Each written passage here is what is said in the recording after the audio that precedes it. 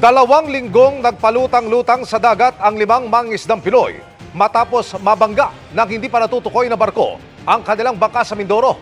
Nakauwi na sila pero 3 pang kasama ang nawawala. Nakatutok si Chino Gaston.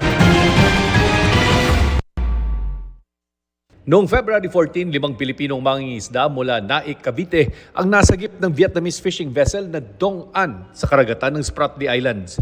14 na araw na noon na nagpalutang-lutang ang mga mangingisda. Kwento ng mga mangingisda sa Philippine Coast Guard, nasira ang kanilang bangka dahil binangga ng isang di pa kilalang barko habang nangingisda sila sa may bandang Lubang Island sa Mindoro. 3 raw nilang kasamahan ang nahulog sa dagat at hanggang ngayon ay hindi mahanap.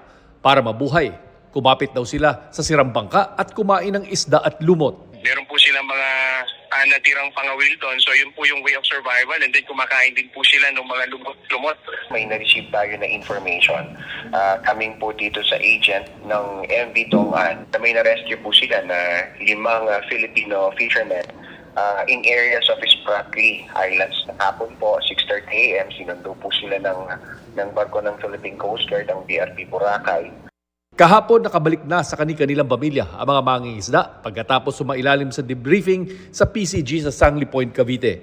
Iniimbestigahan na ng PCG kung anong barko ang bumangga sa kanila. Meron din naman po tayong coordination sa DTMS o dito po sa Vessel Traffic Management System natin, which is located in Corregidor Island. Alamin kung anong oras, anong araw, anong mga vessel ang dumadaan during the said incident. Initial statement po, ito pong barko na dumadaan ay naka-autopilot at hindi nila nakita yung fishing bank.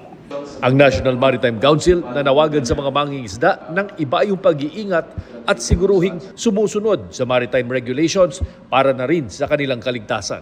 We actually encounter such activities at sea. Bigla na lang kami nabubulaga kasi as per report, hindi sila nag-iilaw. Kahit na malit na bangka ka, you have to abide by maritime rules. Ilaw yung species sa gabi, ilaw ang kailangan. Hindi ito ang unang beses na nabangga ng mga malalaking barko ang mga bangka ng mga Pilipinos sa loob mismo ng sariling EEZ. Kaya hindi lamang ang karapatan ng bansa ang isinusulong dito, kundi maging ang kaligtasan ng lahat ng mga mangingisda. Para sa GMA Integrated News, Chino Gaston, nakatutok, 24 oras.